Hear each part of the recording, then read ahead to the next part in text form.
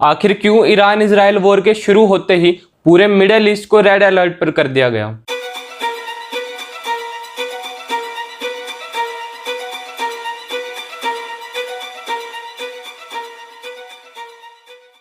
दरअसल ईरान ने सभी देशों को वार्निंग देते हुए कहा कि वो हर उस देश पर हमला करेंगे जो इजराइल का साथ देगा।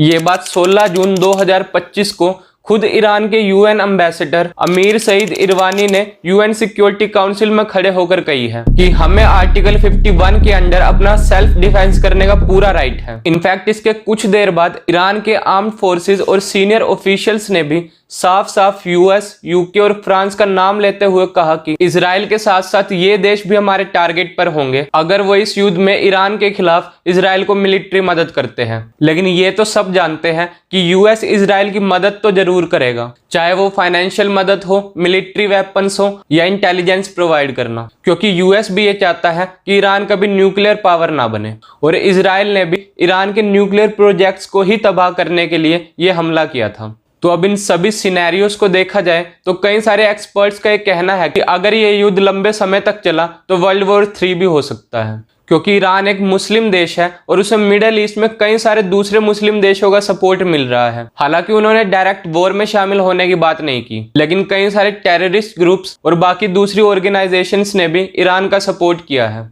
जिसमें से हिजबुल्लाह और हुतीज ने तो इजराइल पर हमला भी शुरू कर दिया। इसके अलावा इराकी मिलिटेंट ग्रुप ने अमेरिका को धमकी देते हुए कहा कि अगर वो इजराइल की मदद करते हैं तो वो पूरे मिडिल ईस्ट में जहां जहां भी अमेरिका के प्रोजेक्ट्स हैं या बेस कैंप बने हुए हैं तो वो उन सब पर हमला करेंगे। तो वहीं इजराइल एक ऐसा देश है जो अपने अस्तित्व यानी अपनी एग्जिस्टेंस के लिए ये वॉर लड़ रहा है और वो अपनी रक्षा करने के लिए किसी से भी लड़ने को तैयार है, क्योंकि इजराइल एक लौता ज्यूइश पॉपुलेटेड देश है जो साइज में भी बहुत छोटा है। और इजराइल के खत्म होने का मतलब है एक तरह से ज्यूइश पॉपुलेशन का खत्म होना। इसलिए इजराइल को जिस भी देश से खतरा होता है वो सीधा उस पर हमला कर देता है।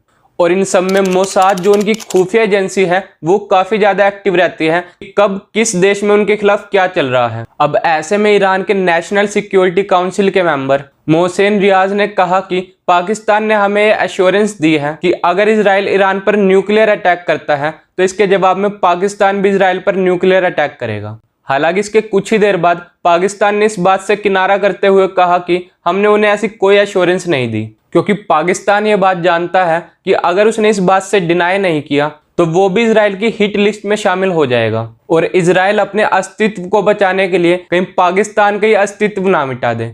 इसीलिए पाकिस्तान ने इस बात से डिनाई कर दिया कि उन्होंने ईरान को ऐसा कोई एश्योरेंस नहीं दिया है। बाकी इस पूरे सिनेरियो पर आपकी क्या राय है कमेंट सेक्शन में जरूर बताएं। Till then goodbye and thanks for watching.